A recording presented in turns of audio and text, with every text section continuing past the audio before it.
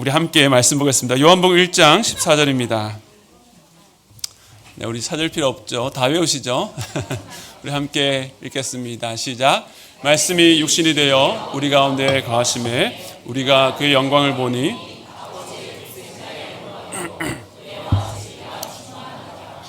아멘. 네, 오늘 본문이 짧아서 특별 게스트를 한 분 모셨습니다.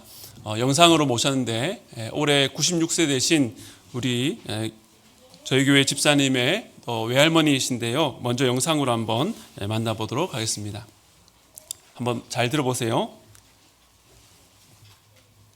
이거 울면은 놀랬더니 내가 이거 읽고 깜짝 놀라서 맨날 봐도 안 괜찮대. 그럴 땐 이게 딱 떠올라. 말씀이 육신이 되어 우리 가운데 거하심에 우리가 그 영광을 보니 아버지의 독생자의 영광이요 은혜가 진리가 충만하다. 이거 네. 잘 들으셨나요? 오늘 요한복음 1장 14절 말씀이었습니다. 우리 외할머니께서 유수임 이제 어르신인데 교회에서 한글을 배우셨다고 합니다. 그래서 저 속도로 지금까지 평생 이제 12번 성경을 읽으셨는데 참 귀한 믿음의 어르신입니다. 어제 우리 한 집사님께서 이제 외할머니께 큰 성경을 선물하러 가셨는데 선물을 받자마자 이 구절 펼쳐서 읽으셨는데 그것을 또 영상을 찍어서 어제 카톡방에 올려주셨길래 오늘 우리 성도들과 함께 나누려고 했습니다.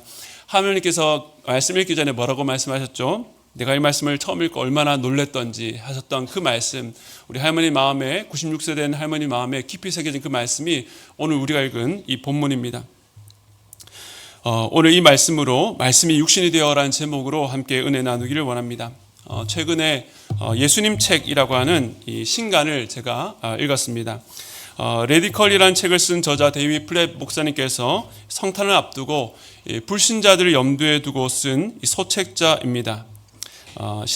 제 신대원 동기 목사님이 이번에 번역을 해서 저한테 2권을 보내주셨는데 오늘 혹시 평상시에 교회에 나오지 않다가 가족의 손에 붙들려 오신 분이 계시다면 예배 마치고 나가실 때 가족분이 대신 제게 말씀해 주시면 제가 이것을 선물로 드리겠습니다. 제일 먼저 요청하신 분께 드릴 테니까 담대하게 이렇게 요청하시면 되겠습니다.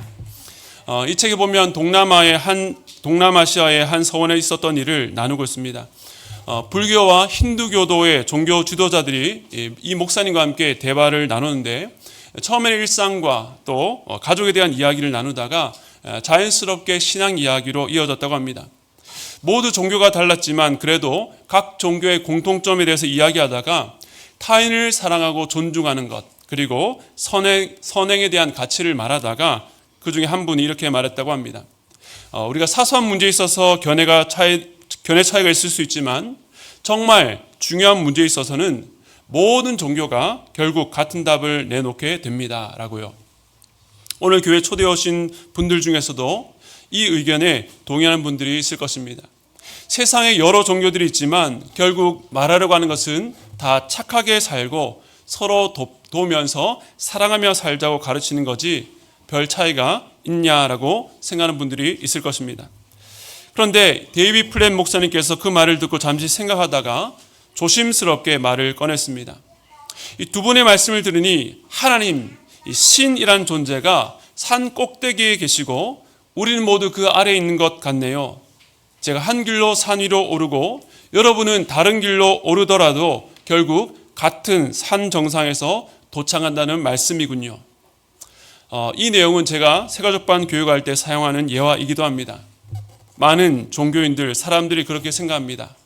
각 종교의 수행 방식은 저마다 다르지만 결국 정상에 올라가면 모두가 만난다는 것입니다. 이 책에 나온 두 종교 지도자들도 그 말에 맞장구를 쳤습니다. 그런데 그때 목사님이 이렇게 말했습니다. 만약에 그 산 꼭대기에 계신 그 하나님이 우리가 있는 이곳으로 내려오신다면 어떻겠습니까? 하나님이 우리가 그분을 찾아오기를 기다리지 않으시고 먼저 우리에게 오신다면 말입니다. 이 말을 듣던 두 사람은 놀랐습니다. 이어 목사님은 우리 신앙의 근본적인 차이가 여기에 있는데 바로 예수 그리스도라고 말했습니다. 하나님이 우리와 함께 하시기 위해서 이 땅에 오셨다는 사실이 바로 복음의 핵심이며 기독교가 다른 종교와 다른 궁극적인 이유입니다. 성경은 처음부터 인간이 하늘 향해 올라가는 구도의 신앙, 종교가 아니라 하나님이 인간에게 내려오신 만남의 사건, 복음을 말합니다. 첫 번째 책인 창세기부터 그렇습니다. 하나님의 천지를 창조하시고 에덴 동산을 지어서 거기에 사람을 두셨습니다.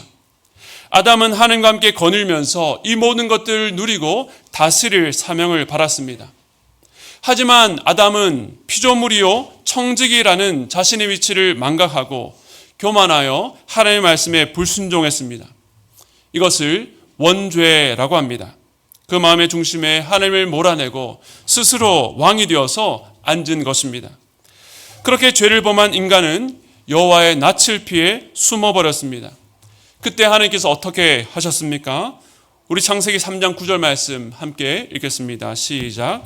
여호와 하나님이 아담을 부르시며 그에게 이르시되 내가 어디 있느냐. 하나님께서 아담을 찾으셨습니다. 내가 어디에 있느냐. 하나님께 사람이 어디에 숨었는지 몰랐기 때문에 물은 것이 아니었습니다. 인간은 자신이 지은 죄로 말미암아 하나님을 떠나 피했지만 하나님께서는 이 죄인을 내버려 두지 않으시고 내가 어디 있느냐 찾으셨습니다. 두 번째 책인 출애굽기에서도 하나님은 그 인간을 향해서 계속 찾아오셨습니다. 애굽에서 400년간 종살이하던 이스라엘을 구원하셔서 시내산에서 그들과 언약을 맺으시고 이스라엘의 하나님으로 그 이스라엘을 자기 백성 삼으셨습니다. 이 땅 위에 이 백성들만 누릴 수 있었던 특별한 특권이 있었는데 출애굽기 후반부에 나오는 성막입니다. 성막은 하늘에 계신 하나님께서 자기 백성을 만나기 위해 찾아오신 이 땅 위의 처소였습니다. 이스라엘은 이 성막의 제사를 통해서 죄 사함을 받고 하나님을 예배했습니다. 하지만 그렇다고 아무나 그리고 아무 때나 마음대로 드나들 수는 없었습니다. 하나님께서 정하신 방식과 절차를 따라야 했습니다. 또한 성막의 구조를 보면 뜰을 지나서 성소로 그리고 다시 지성소 안에 있는 여호와의 임재를 상징하는 언약궤까지 거기에는 1년에 한 차례 오직 대제사장만 들어갈 수 있었습니다. 그러니까 성막은 여호와께서 백성들 가운데 오셨고 그들 가운데 있다는 것을 보여주는 동시에 백성들이 함부로 하나님께 나아갈 수 없다는 것도 보여줍니다. 그래서 성막은 하나님의 영광과 거룩함이 드러나는 곳입니다. 하나님께서 계시기에 영광스럽고 거룩한 곳이지만 그렇기 때문에 죄인인 인간은 함부로 가까이 가거나 감히 닿을 수 없는 두려운 장소이기도 했습니다. 이 성막이 솔로몬 왕 때의 성전으로 확장되었습니다. 이제는 이동이 가능한 천막 형태가 아니라 한 곳에 정착한 건물로서의 시대가 된 것입니다. 하지만 하나님은 이 성전 안에 가만히 갇혀 계신 분이 아니었습니다. 성전은 하나님의 임재를 나타내지만 그 하나님의 임재 전부를 담을 수 없었습니다. 그 자체로 하나님의 영광을 드러냈지만 이 성전 또한 장차올 더 좋은 것의 그림자에 불과했습니다. 그래서 나중에 이스라엘이 남과 북으로 나뉘어져서 강대국에 의해서 멸망당할 때에 이 성전도 함께 무너져서 폐허가 되고 말았습니다. 어떻게 하나님께 임재하시는 그 이스라엘이 그리고 이 성전이 무너지고 회파될 수 있는가? 백성들에게는 참으로 충격이었습니다. 그러나 여호와께서 무능하셔서 우상과의 전쟁에서 진 것 때문에 무너진 것이 아니라 그 백성들의 죄로 말미암아 스스로 이 성전을 떠나신 것이었습니다. 이것을 잘 보여주는 성경이 에스겔입니다.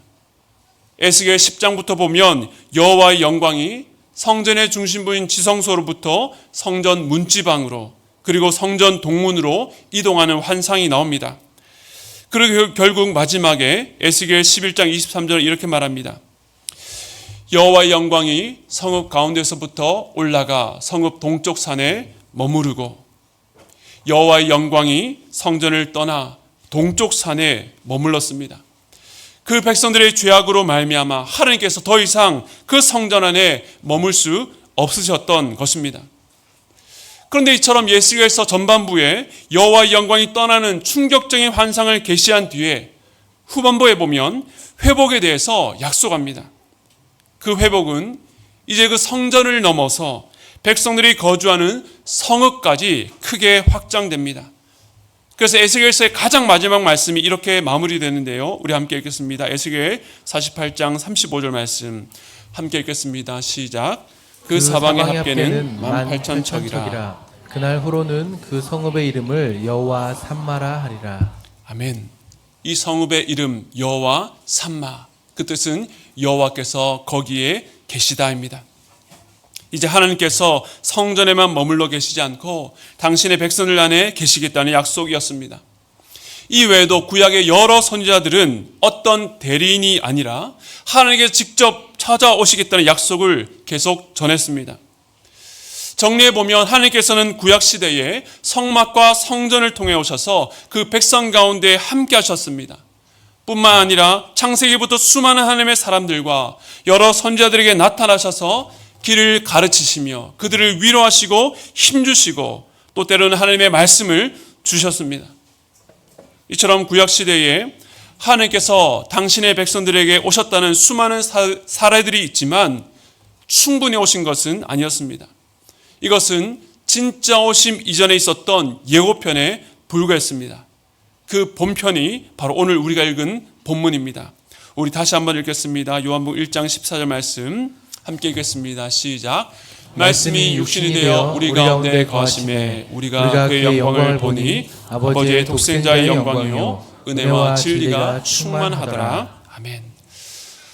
이번 달 우리 공로체가 함께 암송하는 구절인데요. 이 요한복음은 예수님의 성육신 사건을 마태나 누가복음처럼 역사적 사건을 서술하는 방식이 아니라 말씀이 육신이 되다라는 이 짧은 문장으로 간결하지만 아주 깊이 있게 증언하고 있습니다. 여기서 말하는 말씀이 무엇인지 이해하기 위해서 우리 요한복음 1장 1절을 보아야 되는데 제가 읽겠습니다. 태초에 말씀이 계시니라. 이 말씀이 하나님과 함께 계셨으니 이 말씀은 곧 하나님이시라. 먼저 태초에 말씀이 계셨다는 것은 창조 이전에 계셨으며 이 말씀은 피조물이 아니라는 뜻입니다. 이 말씀이 하나님과 함께 하셨을 뿐만 아니라 이 말씀이 곧 하나님이다 라고 말씀합니다. 즉 요한복음은 그분의 신적인 이름을 말씀이라고 소개합니다. 사실 이 나라는 존재와 나의 말은 구별되지 않습니다. 분리되지 않습니다. 말은 나라는 인격에서 나온 것입니다. 하지만 방금 읽은 말씀을 보면 이 말씀을 또 다른 인격체로 구별하고 있다는 점이 독특합니다. 하나님과 구별된 인격체이면서 하나님이신 분, 그분은 바로 독생하신 아들, 제2위이신 성자 하나님을 말합니다. 이것을 우리의 머리로 다 이해할 수는 없지만 성자 하나님을 독특하게도 말씀이라고 소개하는 이유에 대해서 생각해 볼 필요가 있습니다. 일반적으로 말이라고 하는 것은 한 사람의 마음속에 있는 생각과 뜻을 언어 형태로 드러내고 표현하는 통로입니다. 이 유사성을 근거로 보면 말씀이신 예수님은 하나님의 아버지의 생각과 뜻을 드러내어 알리시는 분이라는 의미일 것입니다. 죄인인 인간을 찾아오시는 하나님을 가장 잘 드러내시는 분이, 보이지 않는 하나님을 우리에게 가장 잘 보여주시는 분이 바로 말씀이신 예수님이라는 것입니다. 그런데 여기서 한 걸음 더 나아갑니다.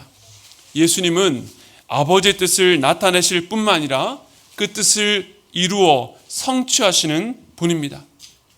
대표적으로 창세기 1장에 보면 태초에 하나님께서 천지를 말씀으로 창조하셨는데 그 말은 성부 하나님께서 이 세상의 모든 피조물에 대한 형상과 기능과 계획을 말씀이신 예수님을 통해서 나타내고 지으셨다는 뜻입니다. 그러므로 예수님은 창조주 하나님이십니다. 그런데 오늘 본문은 이 말씀이 육신이 되었다라고 말합니다.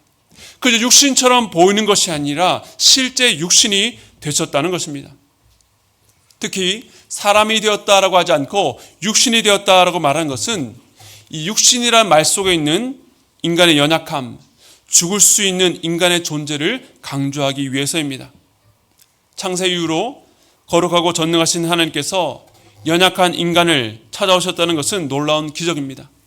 그러나 성경에 기록된 그 수많은 기적 중에서도 가장 믿기 어려운, 가장 비현실적인 기적이 있다면 말씀이 육신이 된 사건, 바로 성육신입니다. 아까 할머니께서 성경에서 가장 놀랐다고 하셨던 것처럼 영원하신 하나님이 죽을 수 있는 사람이 되셨다는 것은 있을 수 없는 일입니다. 그것도 히어로 영화의 주인공처럼 일반 사람과는 전혀 다른 초능력을 가진 어른으로 온 것이 아니라 우리와 같이 똑같은 아기 예수로 오셨다는 것입니다. 말을 할 수 없는 존재, 배고프거나 어딘가 불편해도 울음으로 표현할 수밖에 없는 연약한 존재로 생존을 위해서 육신의 부모에게 전적으로 의존해야 되는 존재로 오셨다는 것입니다. 이처럼 창조주가 피조물이 되었다는 것은 충격적인 사건입니다. 그렇다면 왜 말씀이 육신이 되는 인류 역사상 단 한 번도 일어나지 않았던 사건이 예수 그리스도를 통해서 이루어졌습니까? 그 다음 구절을 보면 우리 가운데 거하시기 위해서입니다. 여기서 거하시다는 동사는 헬라어로 스케노로 장막을 치다는 뜻입니다. 이스라엘의 광야길에 성막에 거하셨던 하나님 임재를 떠올리게 합니다. 그러나 그보다 훨씬 더 깊고 더욱더 친밀합니다. 성막이 그림자였다면 주님의 성육신은 실체였습니다. 태초부터 계속 있어 왔던 하나님의 오심이 최종적으로 그리고 완성적으로 성취된 사건입니다. 지난주 나눴던 말씀, 보아스가 자신의 옷장을 펴서 룻을 덮었던 것처럼 예수님께서 자기를 의지하는 모든 죄인들을 당신의 날개 아래 덮어주신 사건입니다. 이처럼 우리 가운데 거하시기 위해 말씀이 육신이 되신 것은 이전 성막이나 성전, 여러 통로로 백성들 가운데 거하셨던 그 어떤 시대, 그 누구도 경험해 보지 못한 특별한 은혜입니다. 구약 인물들 가운데 하나님과 특별한 관계를 누렸던 인물 중에 모세를 들 수 있을 것입니다. 그 모세에 대해서 하나님께서 자기 친구와 이야기함 같이 대면하셨다라고 할 만큼 하나님과 친밀함을 누렸습니다. 그러나 그 모세조차 하나님의 영광 보기를 구했을 때에 하나님이 이렇게 말씀하셨습니다. 출애굽기 33장 20절 말씀 함께 읽겠습니다. 시작. 또 이르시되 내가 내 얼굴을 보지 못하리니 나를 보고 살 자가 없음이니라. 아멘. 하나님의 영광이 지나갈 때에 하나님 모세를 반석 틈에 두시고 하나님의 손으로 덮었다가 지나간 뒤에 등만 보여주셨습니다. 시내산과 성막에 하나님의 영광이 구름으로 임했을 때에도 백성들은 죽을까 하여서 뒤로 물러 엎드려지고 말았습니다. 선지자 이사야도 하나님의 임재 그 영광 앞에서 화로다 나여 망하게 되었도다 탄식할 만큼 두려워했습니다. 하나님의 영광 앞에 죄인된 인간은 감히 설 수가 없는 것입니다. 즉 구약 시대의 하나님의 영광은 인간 편에서 두려움과 거리감을 일으켰습니다. 그런데 예수님의 성육신을 통해서 일어난 놀라운 변화는 무엇입니까? 다시 말씀을 보면 말씀이 육신이 되어 우리 가운데 거하심에 그 다음 말씀이 우리가 그의 영광을 보니, 우리가 그의 영광을 보게 되었다는 것입니다. 영광 앞에서 두려워 물러났던 자들이 이제는 그 영광을 보고 사모합니다. 이 말씀 속에 이전처럼 두려움과 거리가 느껴지지 않습니다. 실제 예수님께서 이 땅에 오셨을 때에 사람들은 그분 앞에 서면서도 전혀 두려움이 없었습니다. 그것은 이사야 선지자의 말처럼 이 땅에 오신 예수님은 연한 순 같고 마른 땅에서 나온 뿌리 같아서 고운 모양도 풍채도 없은즉 보기에 흠모할 만한 아름다운 것이 없었기 때문입니다. 그래서 유대인들은 예수님께 화를 내고 핍박하고 심지어 주의까지 했습니다. 하지만 예수님은 아버지의 독생자의 영광이셨습니다. 단지 외적으로 보면, 즉 세상의 눈으로는 그 영광을 알아차릴 수 없었습니다. 그러나 믿는 자들은 그분 안에 있는 영광을 봅니다. 그리고 이 영광은 영광을 아는 자들을 더욱더 가까이 끌어당깁니다. 왜 그렇습니까? 바로 이 영광 속에 은혜와 진리가 충만함을 보기 때문입니다. 물론 과거 구약 시대에도 은혜와 진리가 없었다는 것은 아닙니다. 말씀드린 대로 죄인인 인간을 찾아오신 하나님의 모든 역사 속에는 은혜와 진리가 있었습니다. 그런데 예수님을 통해서, 말씀이 육신 되신 예수님을 통해서 그 은혜와 진리가 충만해졌습니다. 은혜와 진리의 최절정이 예수님을 통해서 완벽히 그리고 흘러 넘칠 만큼 충만하게 성취되어 드러난 것입니다. 충만한 은혜와 진리는 예수님의 성육신으로 이루어졌습니다. 가장 높으신 분이 가장 낮아지심으로, 죽을 수 없는 영원하신 분이 죽을 수 있는 육신이 되심으로 이루어졌습니다. 이는 참으로 놀라운 역설입니다. 원래 사람이 죽는다는 것은 죄로 인한 결과요, 사람이 거부할 수 없는 심판이었습니다.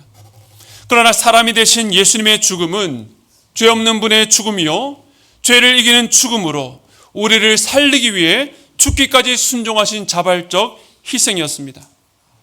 이 십자가에서 하나님의 은혜와 진리가 충만하게 드러난 것입니다. 그러므로 우리는 육신이 되신 말씀 예수 그리스도를 통해서 이 충만한 은혜와 진리를 계속 누릴 수 있습니다. 그러나 예수를 떠나서는 불가능합니다. 이 세상은 어떻습니까?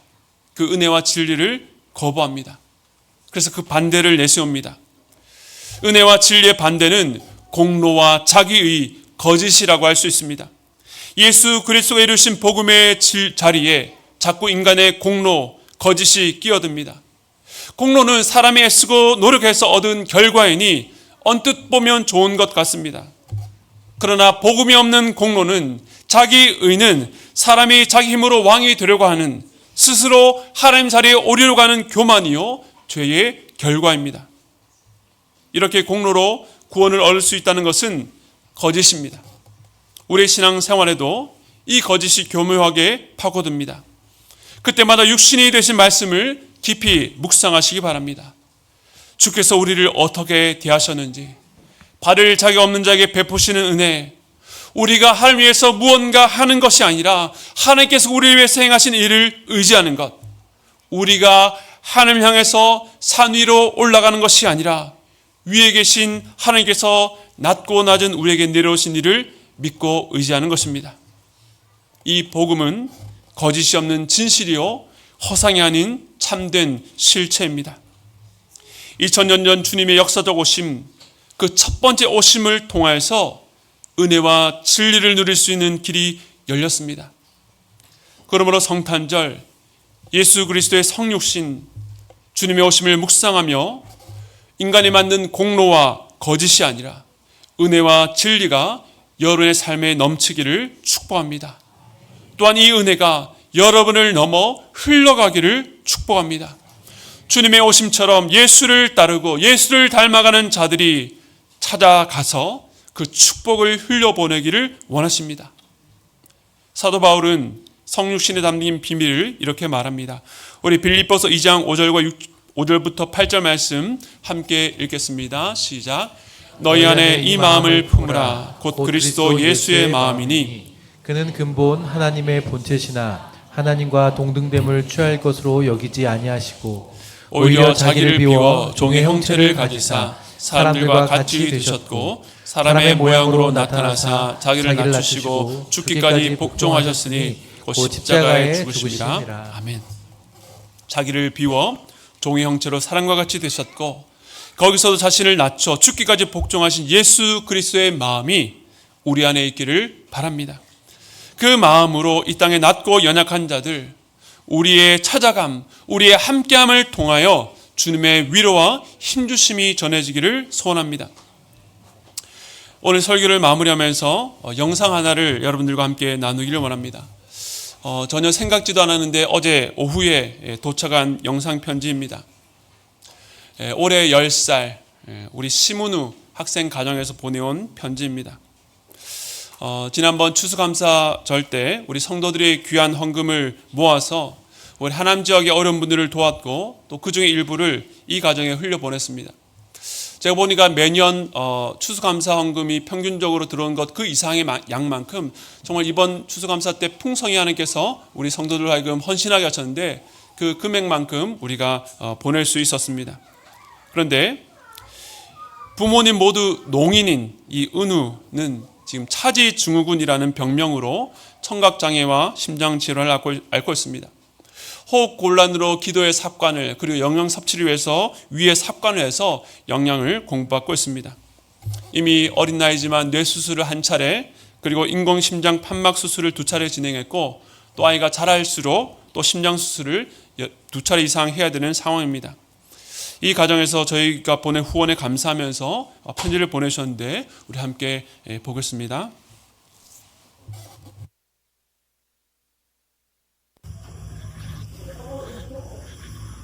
안녕하세요. 가족입니다. 이 산 교회에서 오늘을 위해 따뜻한 후원을 주셔서 지금 감사드립니다. 누가 앞으로 수술을 여러 번 이렇게 앞두고 있는 상황이라 이렇게 하반 산 교회에서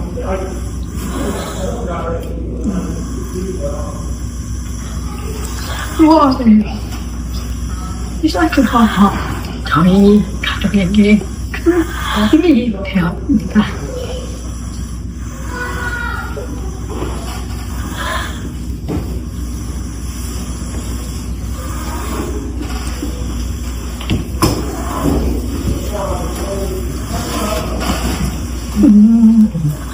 이름에는 은혜, 넉넉할 그 이름처럼 은혜를 드리며 살아가는 마음 담았습니다.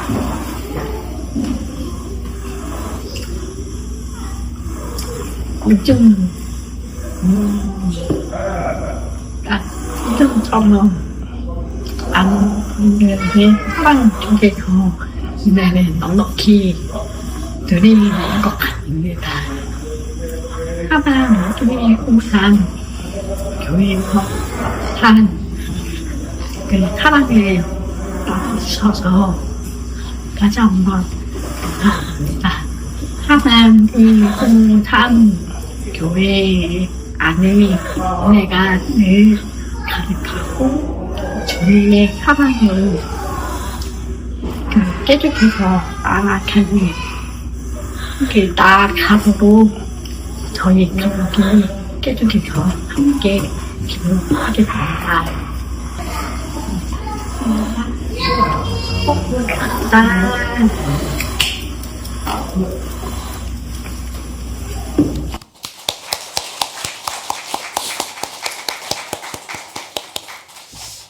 저희 영상을 보면서 참 놀랐던 것이 먼저 부모님과 은우의 얼굴이 너무나 맑고 밝아 보였다는 것입니다. 제가 그 소식을 듣고 얼마나 힘들까를 늘 이제 생각하면서 했었는데 정말 영상에 보고 저는 깜짝 놀랐습니다. 그리고 또 한 가지 놀랐던 것은 우리 은우의 이름의 뜻이 은혜의 은, 넉넉할 우라고 했는데 오늘 우리 예수님의 오심을 통해서 나눈 말씀 은혜가 넉넉하다. 은혜와 진리가 충만하다는 말씀과 연결되었기 때문입니다. 그 말씀이 육신이 되신 예수님께서 우리 은우와 그 가정에 오셨구나. 저희가 기도하며 사랑으로 보낸 헌금이 이 가정의 은우라는 이름처럼 주님의 은혜가 넉넉하다는 증거가 되었구나. 참 감사했습니다. 더 놀라운 것은 최근에 성남 농인교회 안에 수술을 받은 또 어려운 가정이 있었는데 이 은우 가정에서 이번에 받은 후원금 중 일부를 그 어려움 당한 가정과 함께 나누기로 했다는 것입니다. 말씀이 육신이 되어 우리 가운데 충만한 은혜를 부으셨던 주님은 이렇게 흘러 가는 곳마다 은혜가 넉넉하게 하시는 분입니다. 말씀이 육신된 것은 가장 강한 분이 가장 약하게 되었다는 것이지만 거기에 지나간 자리는 항상 충만한 은혜, 넉넉한 은혜가 부어집니다. 우리가 부유하고 강하고 건강해서가 아니라 예수 그리스도 오심을 묵상하며 그 오심의 은혜를 나누는 것마다 사람의 위로가 아니라 주님의 위로를 전하는 것마다 인간의 공로와 거짓이 아니라 은혜와 진리가 충만한 은혜가 있을 줄로 믿습니다. 다시 한번 메리 크리스마스. 예수를 모신 여러분을 통해 주님 오심의 은혜가 이웃과 가족 또 우리 성도들에게 풍성히 흘러나가기를 축원드립니다. 우리 말씀을 기억하시면서 이 세상 가장 아름다운 그가 오신 이유 함께 찬양하도록 하겠습니다.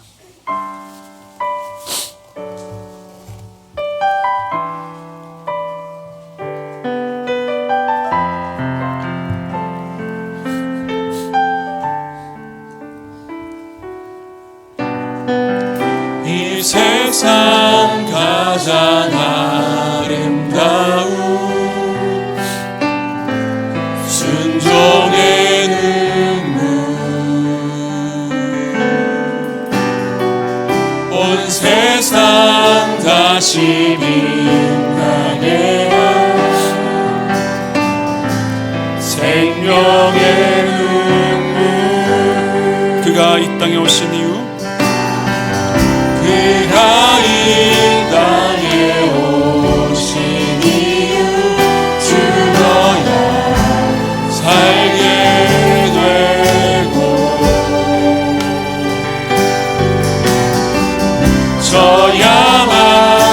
저야만 승리하는 놀랍고 영원한 신비 지으신 그대로 회복시킨 우리의 창조주 그리스도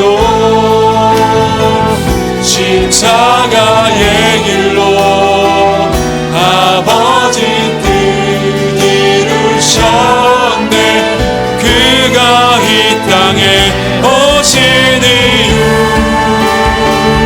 이제 우리에게 맡겨진 그 소망 그 사랑 그 생명 아름답고 눈부신 십자가의 길 우리가 이 땅에 살아가 우리 처음부터 다시 한 번 더 고백했습니다. 이 세상 가장 아름다운 이 세상 가장 아름다운 순종의 눈물 온 세상 다시 빛나게 한 온 세상 다시 빛나게 한 생명의 눈물 생명의 눈물 그가 이 땅에 오신 이유 그가 이 땅에 오신 이유 죽어야 살게 되고 저야만 승리하는 저야만 승리하는 놀랍고 영원한 신비 지으신 그대로 회복시킨 우리의 창조주 그리스도 십자가의 길로 아버지 뜻 이루셨네 그가 이 땅에 오신 이유 이제 우리에게 맡겨진 그 소망 그 사랑 그 생명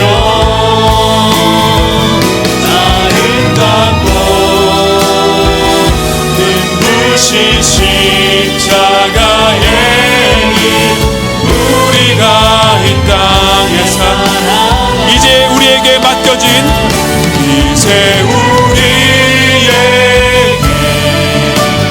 맡겨진 그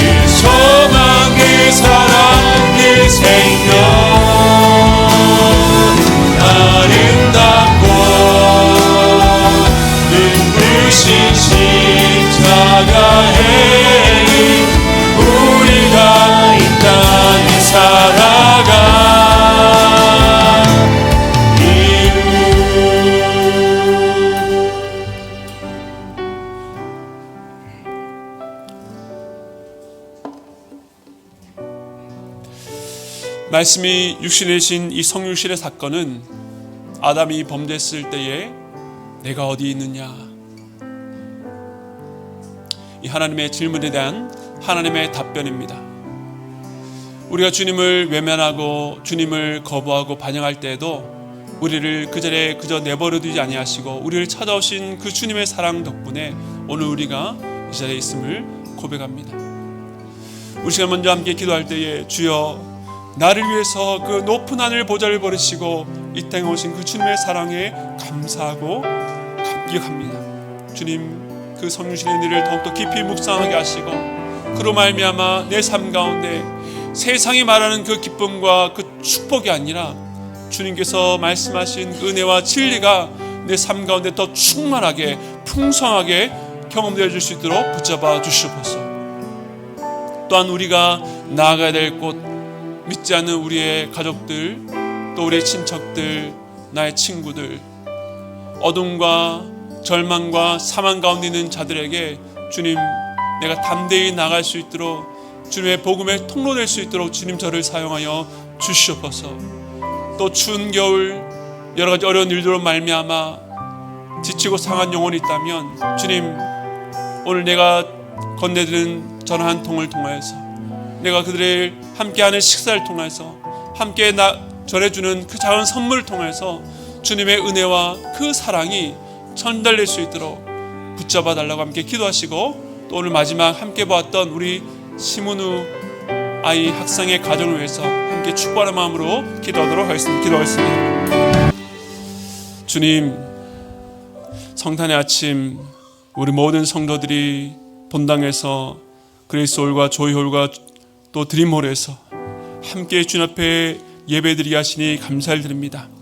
오늘 특별히 성육신의 은혜를 함께 나누었습니다.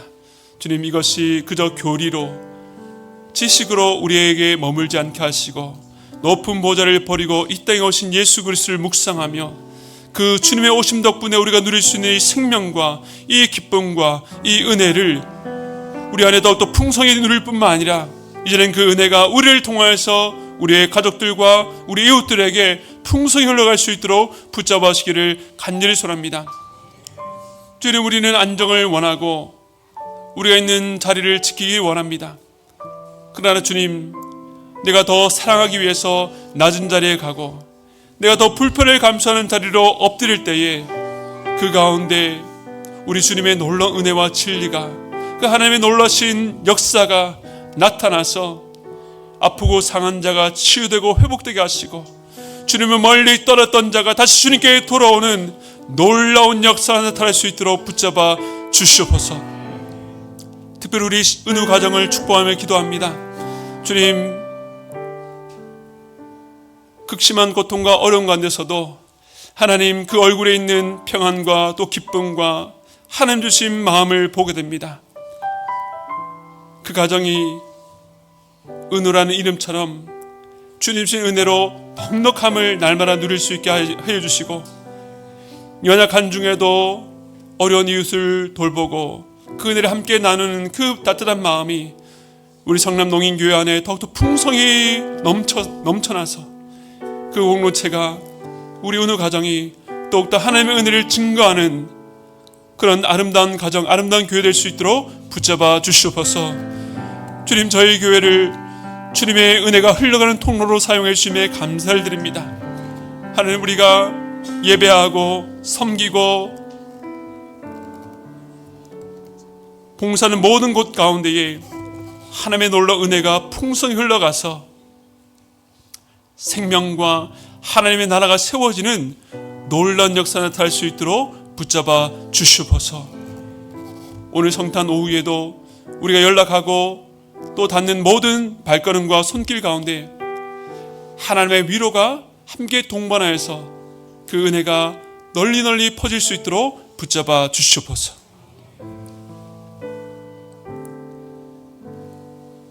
지금은 우리 주 예수 그리스도의 한량없는 은혜와 하나님 아버지의 무한하신 사랑하심과 성령님의 감동 감화 교통하심의 역사가 말씀이 육신이 되어 우리 가운데 베풀어 주시는 그 은혜와 진리를 사모하며 우리가 가는 곳마다 그 그 은혜를 흘려보낸 삶을 살겠다고 담임하고 돌아가는 모든 성도들의 머리 위에 지금부부터 영원토록 함께 있기를 축원드리옵나이다.